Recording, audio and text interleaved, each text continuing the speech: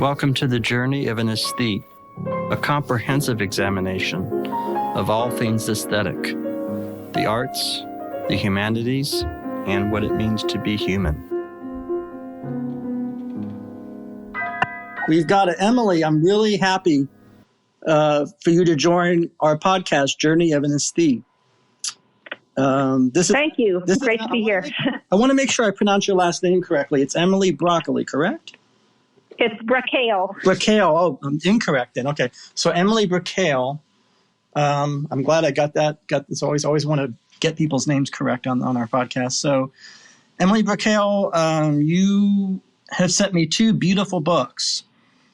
And on account of those books and also some connections going back to Interlochen, you were a guest on the show. Mm. I have many different types of guests on our show. We've had, musicians and singers and even therapists, and we've had people working in wellness, and we've had, filmmakers and all kinds of people. Some of the people I know personally, some of them I don't know so well. I think I know you through Jacques, correct? Yeah, I'm fellow classmates. At Interlochen. Interlochen. So I would like, if you don't mind, to spend not necessarily this second, but we can spend a few minutes on the Interlochen, the meaning of Interlochen for you or us, and talk a little bit about that because I've had other Interlochen alumni on the show, and but then we'll dive right into your extraordinary work in the limelight and the last 6 months, or the 2 books that I have in front of me, and I just got these books this week and I devoured them and we're going to dive into it. But, typically on my show, I like to do a little biography, if you don't mind. So if you go back into your past and give me a sense of how you came to be the person that did these really great illustrations in these books.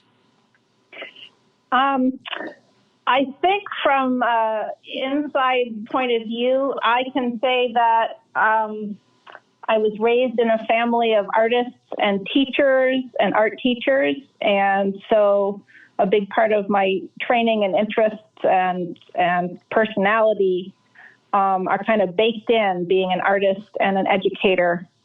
And I also love writing. So just whenever things have happened to me in life that are big, I process them visually and through writing. Mm-hmm. And I always have this desire to sort of take the limes and make limeade, or so to speak, and to turn what I've been through into a teaching experience that I can share for others. So I think writing and illustrating these books sort of was a natural outgrowth of how I process life. I mean, it seems natural from you from the inside out. Now, speaking to someone that can't draw for crap or anything, these are skills. I mean, I just play the piano and I can write, but this is a whole. Just to name one example, I mean, there's in your book, which is about your experiences with Lyme disease.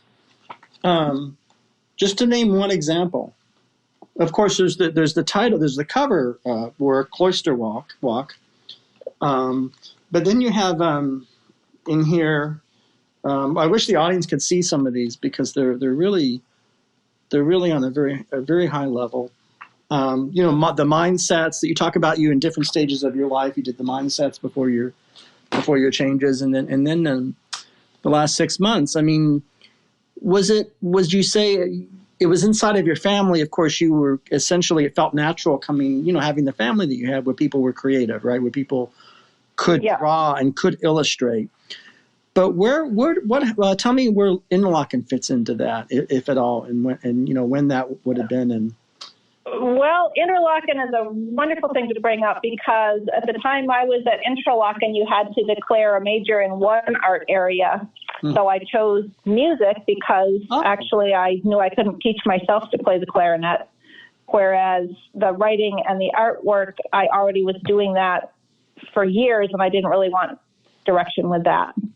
And when I was at Interlochen, one of the things that fascinated me most was how all the different arts areas go together. Mm-hmm. And I remember one time being in a clarinet lesson and having Doc Kowalski explain about centering the tone right. and coming from the depths of the core of your abdomen. And I remember thinking, wow, that's just what my ballet teacher said this morning, and that's what my ceramics teacher said yesterday. Mm-hmm. So this is all about getting balanced and centered, and so noticing those threads of connection between different modes of expression and how it would even feed your whole kind of worldview or way to navigate life. Those connections were really what fascinated me, and I love that I could be friends with people from different art specialty areas and people from all over the world. And mm-hmm. yeah, Interlochen was probably one of the most formative aspects of my career as a writer, author, and educator today. Yeah, I would agree with that. For my illustrator. Speaking for myself, it's similar. What year would that have been? And did you go by Bracale, or did you have another name that you? I was Emily Gloger, and I started in 80. I went from 81 to 85, so one of the 4-year students, one of the lucky ones. I think I have the yearbook in front of me. I'm going to look at it now and see. Look it up here.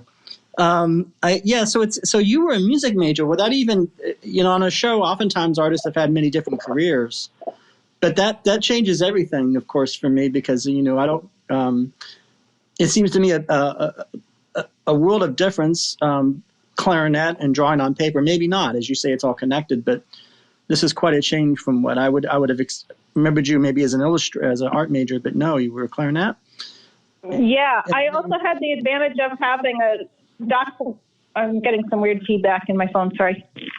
I had the advantage of having private clarinet lessons with Doc Kowalski, and I swear we spent half of our time actually discussing things that Buckminster Fuller and geodesic domes and how these different things connected and how would you visualize a week or a month and synesthesia, the crossing over of different, like what does music look like if you're hearing it and what does it feel? And so all of those things were really what lit me up. I certainly remember Kowalski. Not well. I was in the jazz department and that really was its own. Worlds were kind of separate. Of course, I knew classical people, and and yet all of the different students there, it did feel like being part of a family. I still think of people as almost like a sibling because we went through so much of the same daily life experience. What do at Interlochen. you make of that now? Because again, I was talking to Coleman Reaboi. I don't know if you remember him. I had him on the show. I've had Quinn Lemley on the show. I haven't. But Coleman was very adamant that for some kids it was kind of a drag. Those kids that were very car oriented, it was a big thing in the 70s and 80s. Yeah. To get your first car, and there was a sense of isolation because you were stuck on the campus. Sure. For me, as a real dyed-in-the-wool urban New Yorker city slicker, that's who I am. To me, that was a non-issue. It's like, well, I didn't have a car anyhow. I never drove anyhow. So, right. It's fine. But was that a thing for you, or was that because that's something he pointed out that there was some students? Well, I came from a very poor area in Michigan with a very poor public school in all senses of the word. Right. And so for me, going to Interlochen was like this major airlift into the international scene and getting to meet people like you from big cities and far away. So I didn't mind that there were pine trees and water all over the place. I loved that. It seemed like a really nurturing setting for me.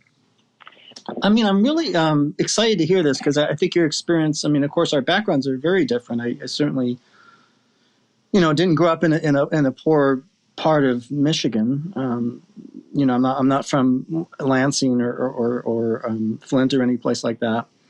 On the other hand, I did meet a lot of people like yourself who were from the Midwest. A lot of the students, I think in Interlochen, were from states like Ohio, right, Indiana, Michigan. Yep. I think because of the location of the school in part, right, the geography. And There is one illustration in my book, and the book is called in the limelight, Portraits of Illness and Healing. Mm-hmm. And it was actually in starting to go into treatment, my Lyme doctor said, you like to do drawing and painting. Why don't you try to do some of that to, bring a little life force energy into you? And it was through diving into exploring art on my own in a kind of art therapy way that I actually figured out that I had Lyme the summer between my junior and senior year at Interlochen. And I remember how different my senior year was there. I went from threatening to get a seat in the orchestra in an audition at the end of my junior year to really being at the bottom of the third row in the band, which, it was a great band, but that was pretty much of a big fall. And I remember there was some talk that maybe I was having senioritis and not able to focus and kind of losing my edge. And I kept thinking in my head, like, what is wrong with me? I can't read music. I can't focus. I'm tired all the time. I feel, achy bones. I feel neurological symptoms like I'm going crazy. I'm starting to get like manic depressive, but it feels very physical. It comes and goes. So it wasn't until I was in my late 40s that I really realized what had been going on. And I was able to make an illustration about that, showing some music I used to be able to play fluently, and then the disintegration of that ability. And so that's one of the images in that book, because the whole point of that book was to show people that didn't have Lyme what we were going through, and to make it sort of visceral, like a coffee table book guide to, like an insider's guide. Like, here's what it feels like. Here's a metaphor for how it feels like. And it ended up really, it started off as an art show with captions, and then all the people that came with Lyme and saw it, they said, wow, this is speaking for me. Could you make this into a book? And that's the origin of that project. I was just going to ask you, you did this extraordinary book. My first introduction to this work is Our Last 6 Months. But before we get to that, if people in the audience are unfamiliar with Lyme, I have a friend that has Lyme disease myself, couple. What exactly? How would you begin to evoke or describe that in terms of its origins and anything you want to say about it? There's a movie called Under Our Skin. I would recommend that. And there's a book called Bitten, which I would recommend. And I could talk for hours about it. I have counseled thousands of people as a patient advocate. Yeah. I would the soundbite I would give out right now is it's a multi-symptom disease that can affect any organ in the body and present in a multitude of different ways depending on the person, but a lot of it has to do with inflammation. Right. I know from talking to people with long COVID that there's a lot of crossover when the immune system is completely overwhelmed. So there's a lot of similarity in symptoms with that, similarity in symptoms with chronic fatigue, fibromyalgia, right. PTSD. And you can not only get it from ticks, but you can pass it to other people. Oh. That's now known. Oh, I didn't know that. And I just try to go where I'm not going to get bit by a tick, right, and just try to avoid that. Is this and it's Go ahead. I'm sorry. Yeah, and to get decent treatment, a person is going to need to contact whatever the Lyme support group is in their state, usually run and administered by fellow Lyme patients. And then through the grapevine, they can find out which doctors are actually treating it, because you typically, if you have if it isn't caught in the acute stage and it becomes chronic, you're probably going to need a lot more treatment than your regular doctor is going to give. So you want to get yourself into a Lyme literate community and find a Lyme literate, or at least a Lyme aware doctor that can do treating on a whole lot of different levels at once. In my case, it was antibiotics for almost 3 years, along with dietary changes and all kinds of other support, which is why I wrote a book about it, because I had so much to say about it. So, well, you wrote 2 books. I only have book 2. So you were referring earlier to book 1, which I think was the. Yeah, the original book is in the limelight. The second book is in the limelight too. Right. Because I added an addendum after 3 more years of experience, getting into more of the psychospiritual elements of the healing journey. So, well, what I am aware of, and I'm not aware of a lot, because I am very much, if I had to describe myself, I am the opposite of a medical maven. I am somebody that is very not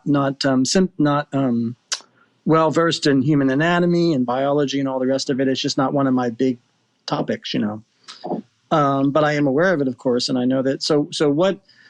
From what I understand, there's been some resistance in the traditional medical world to Lyme, learning about Lyme, correct? And this is part of your struggle, or would that be? Yeah, to make a very, very giant story into a short point. Yeah. Lyme is as political as it is biological, and as soon as you start to go get treatment, you'll start to be inducted into the society of people who've been through it and seen it and can explain to you what it is you're up against. Similar to people with long COVID who are finding a hard time getting doctors to acknowledge or to treat them. There's as much politics as there is science behind Lyme. And also Lyme is complicated because that's just a catchphrase. Each tick could be carrying. It's more common to get multiple diseases from a tick bite than it is to just get Lyme. So Babesia and Bartonella are on the rise, and there's others. And each of these can really take a person down. Mm-hmm. And the book Bitten gets into how there was biowarfare being developed. It's using Freedom of Information Act to procure papers on the development of vector-borne diseases that could be disseminated through ticks, through mosquitoes, and research done to say how many different bacteria, viruses, other microorganisms can we superload the guts of these creatures without actually killing them. And yeah, there's a lot of, if somebody wants to go digging, Bitten is a good place to start. Well, I recommend that to our audience, certainly. The book is Bitten. So is this coming out of the Cold War and some of the more... I'm not enough... It's been 2 years since I read that book, so I'm not an authority to speak on that. I will just say that I made my book as a sort of opener of discussions, and I have an extensive reference in the back of like a reading list, and I mentioned movies, books, organizations that people can get more information out of. And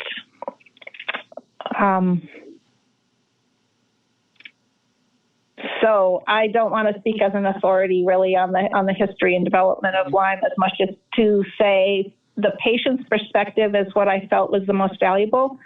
At the time that I published my books, there was so much controversy about whether there even was a thing called chronic Lyme or long-term Lyme.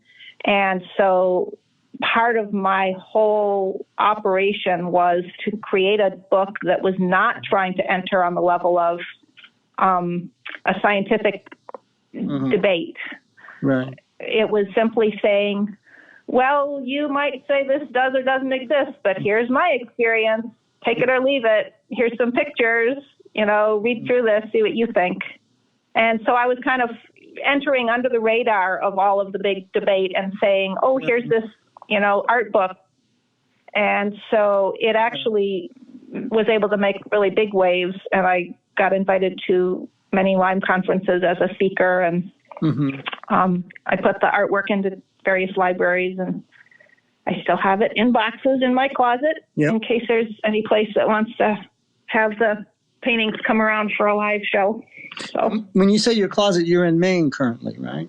Yeah, I'm in Bar Harbor, Maine. Bar Harbor, Maine. Very beautiful part of the U.S. So I want to maybe talk a little bit more about Lyme. Would you say that you are in part an activist because of your experience vis-a-vis an activist on behalf of other patients or other? I would say that. I would say that as I became aware of my condition and that it wasn't just me having a stressful life or me not coping well or me not trying hard enough, you know, when it feels like you're riding a bicycle and everybody else is on the freeway. Right. As I learned more and I recognized how much I didn't know and how much I hadn't even been warned what to do and not do, I thought, wow, somebody's got to speak up and say this. And so there's the educator in me looking for, okay, now I've learned this. What can I do with this? So I've tried to maintain a tone not of accusation towards any parties, but simply to be I point to information. And I don't really want to go back to fielding free calls like 100 a year. That's like basically every 3 days getting a contact from somebody on a telephone call or email or Facebook message saying, I think I have this, can you help? And I wrote the books kind of to take the place of that voice, and I would just point people towards their local Lyme community. In a way, I've moved on from that. I put a whole decade of volunteer work. That was my several hours a day volunteer work for about a decade. And I am focusing more on teaching art and fostering people's creativity.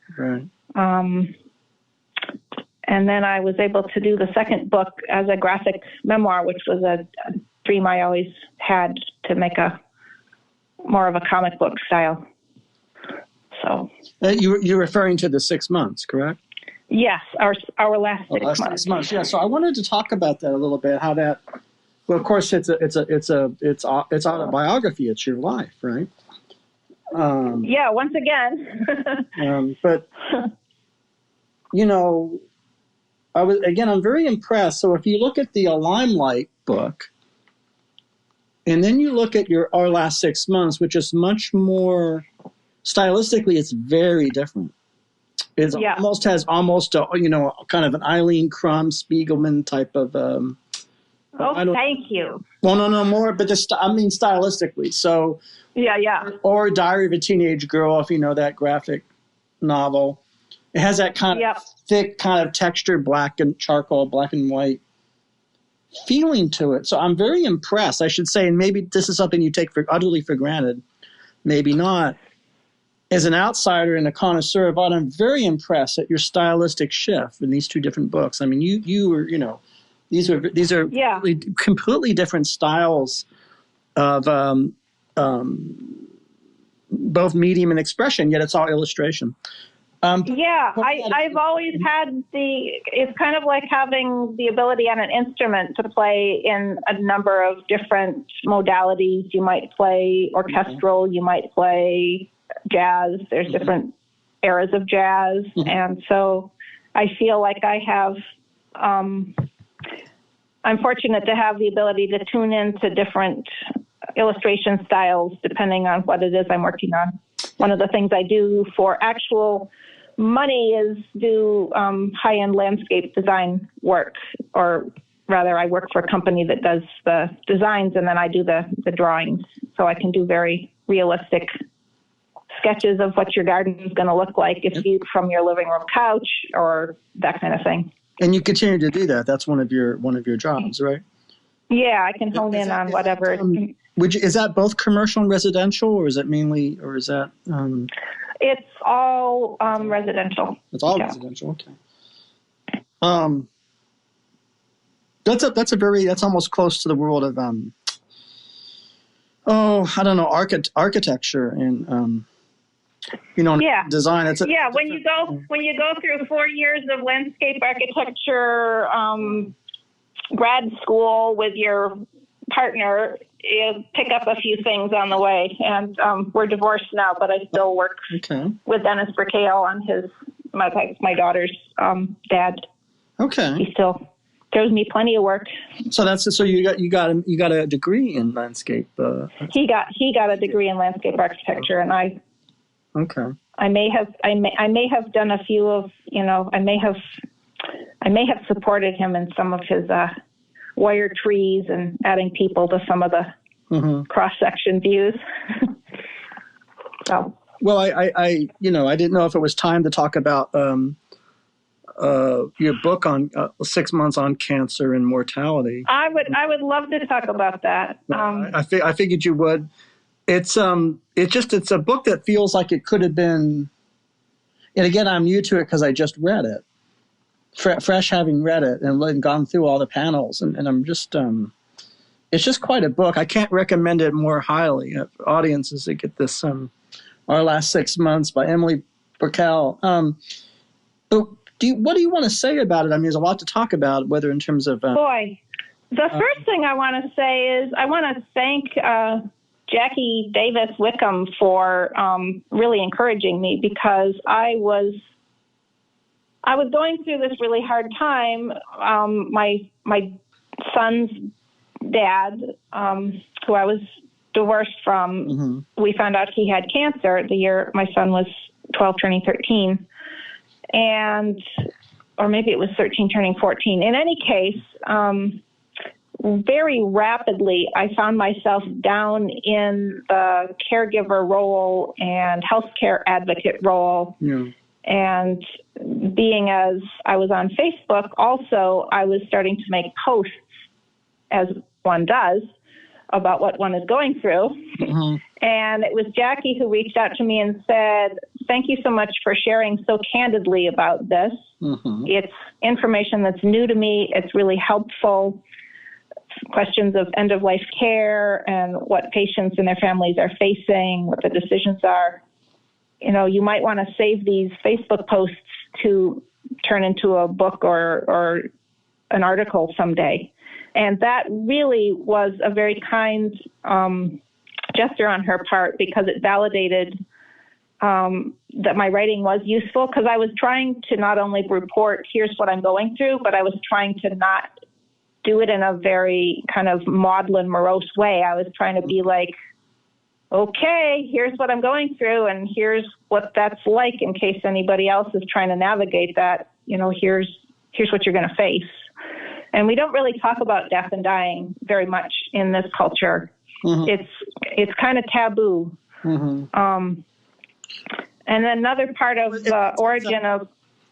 Hold that thought. So you said it's taboo, but of course, interestingly enough, in the world of the arts, as you know, that's one of the central themes. Certainly in dramaturgy and literature and the novel and mass market movies, all in poetry, that it's all never far from the central. Exactly, because we artists, doesn't matter which form of art we're expressing through, we are tapping into life being lived, the human experience. We can't help but notice these things. So of course it becomes part of what we express about. So another part of the origin of that book was I had read a book by Roz Chast called Can't We Talk About Something More Pleasant? And it's her experience being middle-aged and needing to suddenly take care of her parents at the end of their lives. Yeah. And I literally went to that as a reference book while I was down in the depths with Aubrey. And I checked it out of the library to reread, to say, it's okay if I get angry about this. Oh, this is a thing you have to figure out about, like, nursing home care. Okay. Yeah. And the reason I went to that book is because it covered these very serious topics with cartoons. So that really was a way for me to not be scared and go in and learn more about this. I'm sure that there are other books that I could have gone to, but I really was so comforted by looking at pictures. And I like to say that my book would sit right between Razchev's memoir and Atul Gawan's book, Being Mortal, because I'd also just read that. Mm-hmm. And that talks about illness, medicine, and what matters in the end. That's the subtitle. So I felt like I wanted to create something that would add to the discussion and be an icebreaker to get people talking about these things. So consciously deciding to make it a graphic memoir instead of a written text. Right. Well, that certainly makes all the difference. I mean, that makes it its own totally unique. I should say that my late dad, who died in 2011, his name was Aubrey. It's kind of it was interesting to read this name. I guess it's the name of the real life name. For you. I changed everybody's names except for his. For some reason, I just really needed to keep that intact. Everybody needs an anchor in life. You, me, just everybody. Anchor made this whole show possible. I'm immensely grateful to them. You too can use Anchor to make your own shows and create your own vision. Download the Anchor app or go to anchor.fm to get started. Is there any things you want to speak to in terms of different chapters, like, for example, fundraiser, cheers to the bus driver? I mean, these are all, these are chapters in your book, or unclear thinking, parables. And that reminds me of your other book a little bit. That is a line book about Chaldron and kind of some of the unclear and clear thinking and the spiritual dimension of your work. But I don't want to get too far ahead. Whatever comes to your mind or your The book is basically set up in 7 chapters, and then within each chapter there are little vignettes that are 2 or 3 pages long that could be read as a little story in themselves. And one of them is called Of Wills and Willpower. Mm-hmm. There's Fundraiser Supper. There's Infusion Confusion.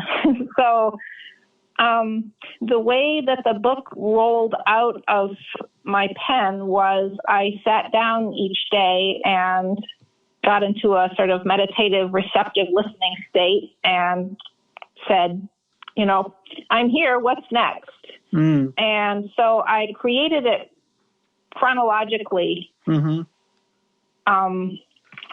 using a lot of the data that I had saved from the experience.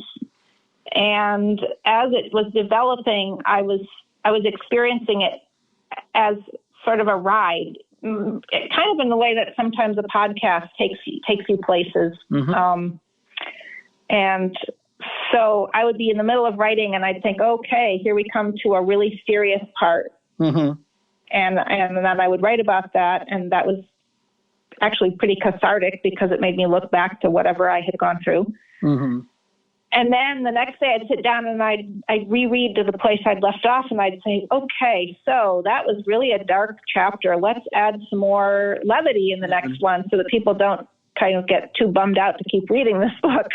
Right. And so you turn the page and there's something humorous or something about how daily life goes on in spite of cancer and death. Mm-hmm. So I was really acutely aware of the tone. And it also felt very musical to me, mm-hmm. in the sense of you're composing a piece of music that takes the listener on a journey and into different emotions, a ride. And so it was really fun to create something where I was on the ride creating it, and I was creating something that would give somebody else a ride or a journey to go on, sort of empathetically traveling with us down into it. That's beautifully. So the subtitle of the book really tells every key word that's in it. It says an illustrated memoir about death, cancer, end-of-life care, love, family, and forgiveness. So I decided to really just make it pretty clear on the outside what it's about. And do you want to say more about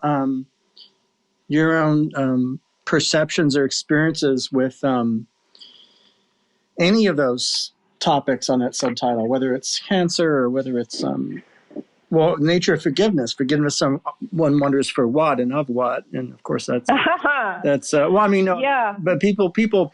I mean, I should say I'm psychologically wired very differently than most people. So I'm always surprised at how people are often have very powerful negative responses to things people do, right? Mm-hmm. That do not bother me. Like if I were in their shoes, I would not be as offended. And so that's probably my own autism, I'm sure. But or vice versa. The things that people are indifferent to, I think, are world or world events. So I guess I think it's very unique. I'm not sure there's a one size fits all. But having said all of that, anything, you're the author. So what do you want to talk about first in terms of those key, what you call? Oh my, we could talk for hours on this. Let's see, jumping right in, one thing that came up that I ended up incorporating as a theme into the book is forgiveness. Mm-hmm. But I was, without stating it out loud anywhere in the book, I was living through and demonstrating the practice of the principles of A Course in Miracles, which teaches me to look upon what's happening as a dream that I'm dreaming, mm-hmm.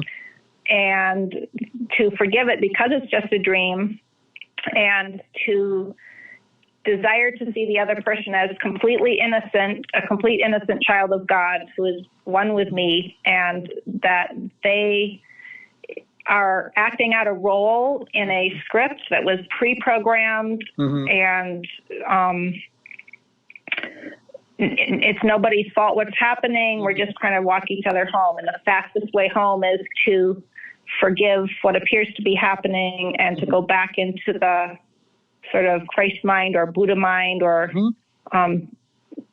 beginner's mind and just say, okay, what can I learn here? What can I do to be of help? What can I do to extend love? And it also teaches that anything that looks like it needs forgiving is kind of boils down to a call for love. So everything is either an expression of and an extension of love, or it's mm-hmm. a call for love. Now, when you're actually putting these things into practice, it doesn't mean that you're not going through very, very human dramas of getting really mad, sad, upset, mm-hmm. grieving. It's just more about how I'm processing internally what is going on.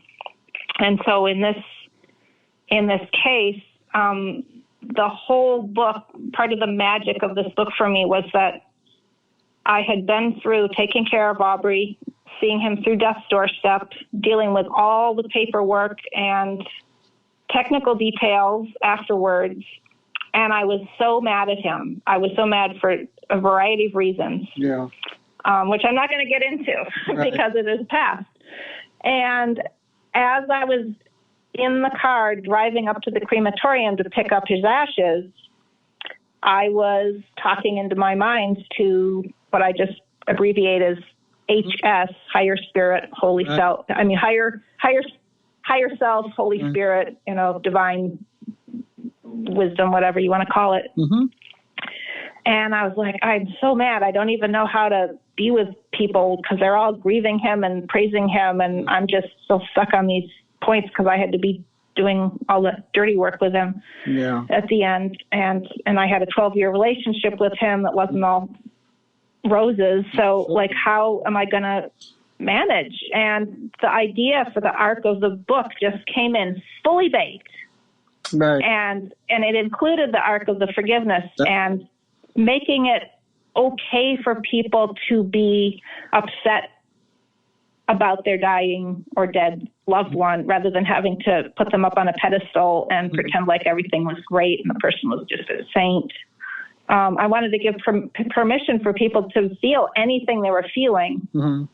But I also had a sense of absolute, complete resolution in that vision for the book.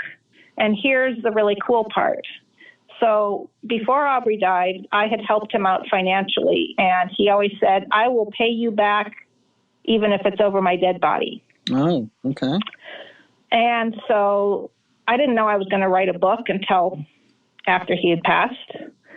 I went ahead, made the book, spent the next 8 months in the vault of my cloistered upstairs bedroom studio, generating about a page a day, 5 hours a day, and put the book out. And then thought maybe I should just apply for, some kind of an award just for kicks. I got in on the last day of one of these competitions. And then later the next spring, I found out I had won the grand prize out of all the different categories for this book. And the combination of that prize money plus the proceeds from selling the book actually exactly paid back the loan. So it goes right back to Aubrey's statement. Aubrey's very explicit. Exactly. And you're saying that it all was paid up and all came back.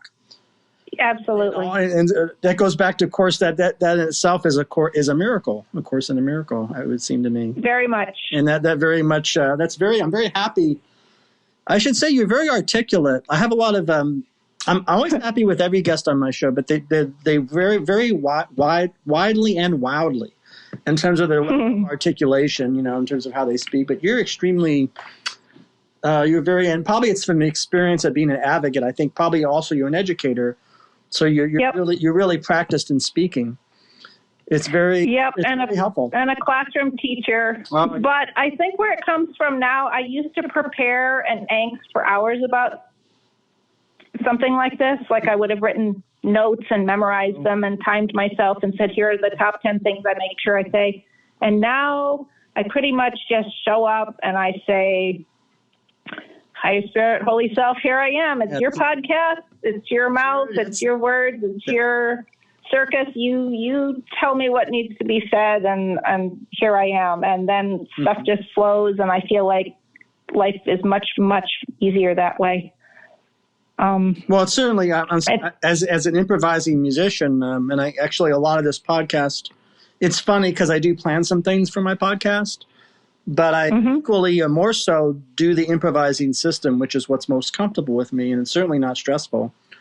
Which is to leave it up to the spirit of the moment in the and I think we could describe this in a completely non-spiritual, non-religious term of just saying I feel that when artists feel a sense of inspiration, that is exactly the same thing. It's that inner inspiration and just showing up to be available and going with the improvisation, going with the flow, that being in the flow, being in the zone. It's all the same thing. And we work on cultivating ways to access that, whether it's through a spiritual practice or a psychological practice or neural feedback or whatever. If you don't mind me asking, when you're doing a panel or an illustration, not so much the more, shall we say, objective thing for hire for someone's house, but something personal like this, is there something? Do you mind sharing your actual process of what you do in the moment, or whether it's materials or draft boards, or whatever?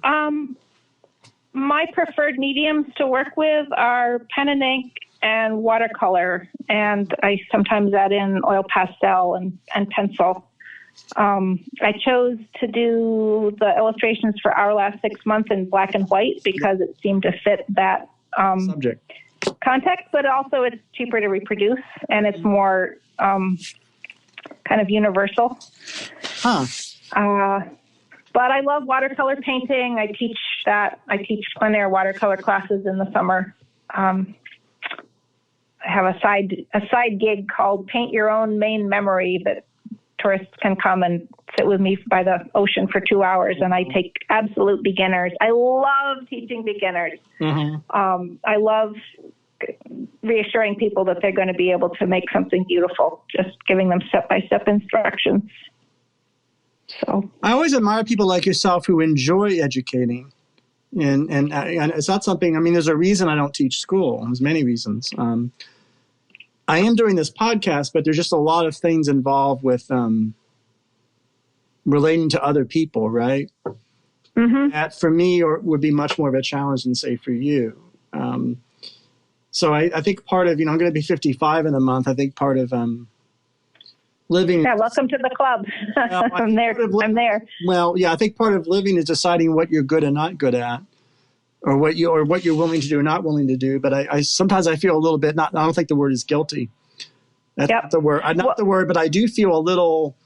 I know so many people that really love this education thing, and I always think to myself, I'm not like them. I hope they think I'm okay because I don't like children. I don't like kids. I hope they wouldn't be too horrified. We're all different, right? So being honest about how to deal with all my teacher friends that I feel like I don't live up to their.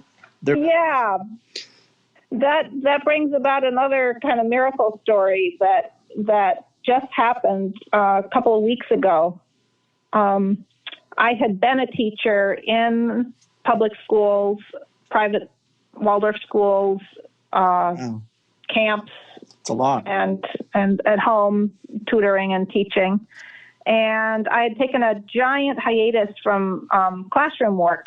Right. And I was just doing the self-employed at home work. And I had some doubts about whether I was really being of enough value, especially since what teachers have been through in the pandemic. I know there's a lot of burnout, and I really felt like maybe I should go back into the trenches and bring some fresh blood. And so I applied and got quickly accepted for a part-time job as a teacher's aide.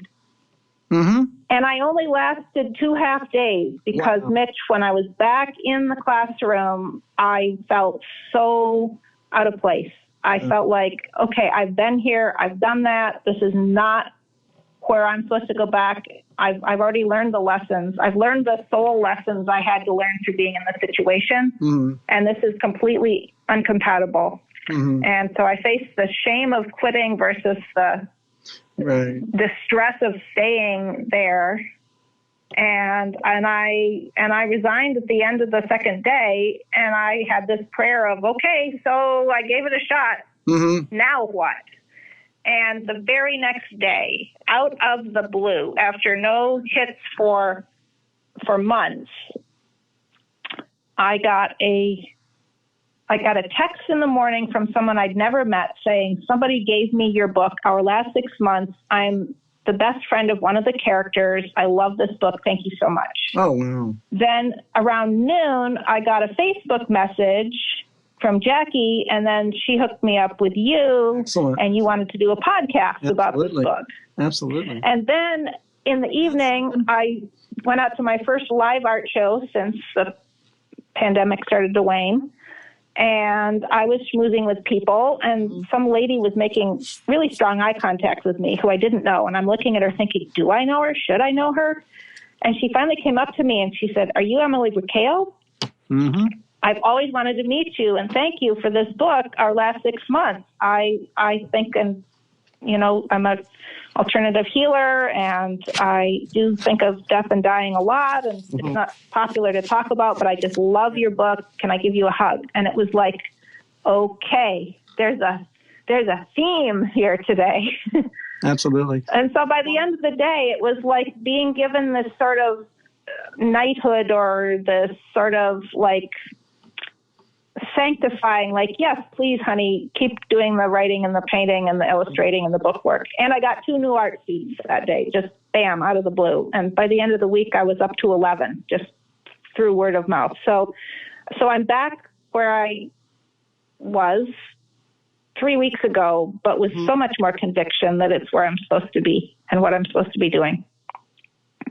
So that's remarkable. I mean, all this coming together is I'm happy that Jackie, we contacted you, because we have this right now, this beautiful episode comes. Yeah. And I love that your podcast, you set the net so wide, you can catch a lot of different stories. I think that's marvelous.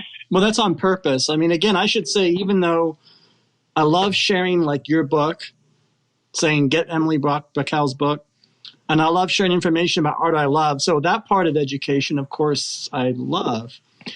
The part I decided not to take part in was the more institutional faculty politics, dealing with children who are not my favorite. That's not my favorite stage of life, I should say. Yep. I'm not a parent. I've never had kids, and that's not all. That's by design. But it's kind of exciting to talk with you, and I'm very moved to play you some music now for some reason. All right, go for it. Sometimes a guest, I want to try to capture a guest in music. In improvisation. I'm not going to do it this second because I wanted to ask you a little bit more. You've mentioned twice on this episode that there's still, you believe, a taboo around death. Do you want to talk more about what that consists of, or how to liberate from that, or any things that come to mind? I mean, this is, of course, as they say, a law of taxation and some other things. There's a universality to it. Yeah, I think one of the problems that people face in this time in our culture is there's such I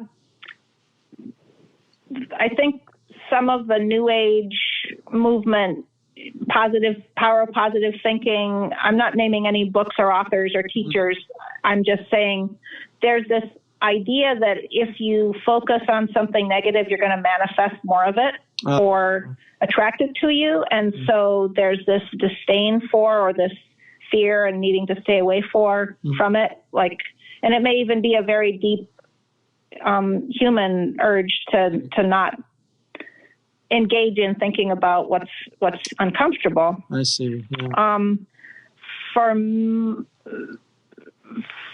As antidotes, I guess I've grown up exploring different religious and spiritual traditions on my own. Absolutely. And I've come across so many different references to life after death.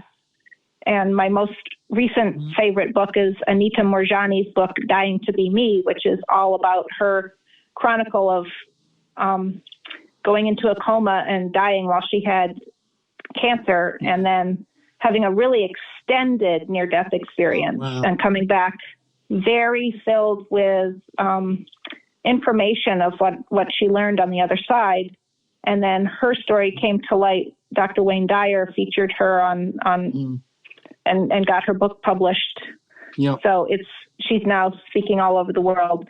And that's just one example, but I've run across references to life after death and having a spiritual identity or an energetic identity that survives beyond the physical. Right. And the idea that we're spiritual beings having a physical experience, having a human experience. So I am no longer in a place of ambivalence or doubt about that. I'm absolutely certain that there's more going on. And I'm also a fan of people's awakening experiences and hearing people talk about waking up out of this kind of mortal 3D reality and seeing that there's something beyond that, and being able to speak from that and teach from that and embody that. So I know that there's more to life than just the mortal coil and and I have to kind of be careful sometimes, because like if somebody dies who's close to me, I'm more likely to think, wow, cool, they got a passport to that country, and I hope they hold the door open for me. I hope I get to go there. And it's more like I'm here left to be in this very heavy body on this earth plane doing the work, and I'm just a little bit jealous. Rather than seeing it as a tragedy, I'm just a little bit jealous. But it always makes me go back and say, okay, so I am still embodied. What else am I supposed to be working on here? Let me get on with it, including appreciating the beauty of life and all that there is to appreciate. So, well, Emily, that's there's so much in what you just said. All of it. I should say, full disclosure, I don't really talk a lot on the show about my own beliefs if I can help it. Mainly because I don't want to distract people from the uniqueness of every guest. But I've said this before, but I'm certainly no in no way, shape, or form any kind of a scientific materialist, and I kind of picked that up. yeah, I'm very open to a lot of things without, of course, filling in what I'm open to with any specific content in terms of this show. But I think I might play a little something, hopefully not too long, and see what you think of it. I haven't done this. So usually I do this when we're doing video with the guest. I haven't done it with audio only, so it'll be a different. Are you ready? I am ready. Hey.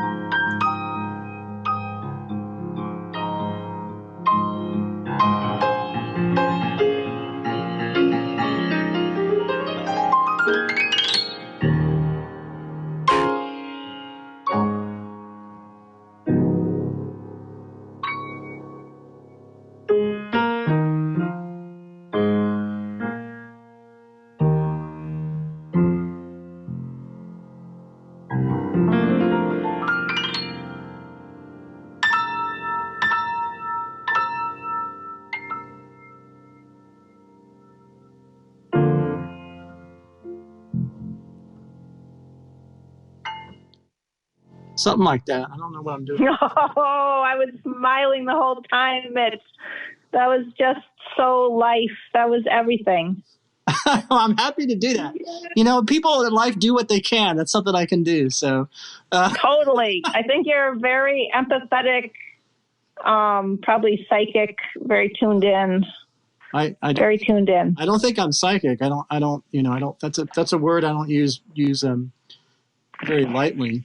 Do you? Well, tuned in. You were. I felt very connected to what you were playing. Do you consider yourself having clairvoyant capacities? I mean, do you see things, and is that too big a? Not on a daily basis. I think that I get flashes of insight. Mm-hmm. I don't have any one modality of higher sensory perception that really stands out at this time. Mm-hmm. I've had moments of clairaudience, clairsentience, but mm-hmm. I'm mostly just really sort of in the. It can feel quite mundane. I'm really in the five sensory world most of the time. Mm-hmm. But where things come through to me is things like hearing a line of music or seeing the name on. Well, a story from this past week is I was with a friend having some conversations about some difficult things, mm-hmm. but vowing to make the best of things. Right. And I looked over and there was a boat next to us in a marina that we shouldn't have been in because we didn't have a boat there. It was a private marina. But hey, that's where we ended up having our picnic because that's where my car ended up when I got lost.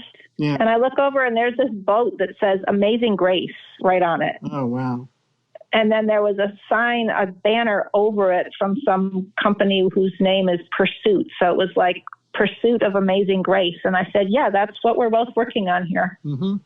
And she laughed and agreed. So that's the kind of thing that reaches me, very like winks from the universe of, I see you.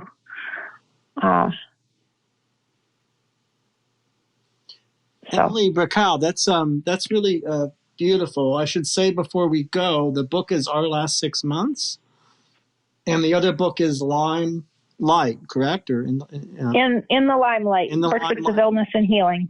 Illness and Healing. And before we conclude, is there anything you want to say to our audience that's particularly on your mind in this time, and whatever it is that comes into your consciousness? Wow. I guess I would say pay attention to the little glimmers of inspiration that you feel.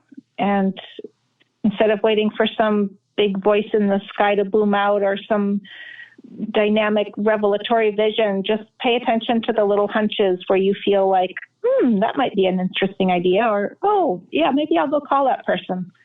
Because if you start to follow those, and I always experience them as an invitation. They're never like, you should call this person now. It's more like, hey, how'd you like to maybe do this book on this thing? And I'm like, oh, yes, that sounds really fun. How am I going to do it? Don't worry, we'll show you how. So just following those little nudges can really make a world of difference in getting some pretty cool projects out there, some pretty cool moments of life. I think that's what I have to say. Well, thank you, Emily, for being on our show, and I hope you enjoy the episode when it's released into the world. And thank you for your generosity and spirit, and have a good rest of the week. The same to you, Mitch. Thank you so much for having me on your show. I really appreciate what you're doing. Thank you. Okay, take care. I don't like goodbyes, so I'll see you soon, folks. Thank you.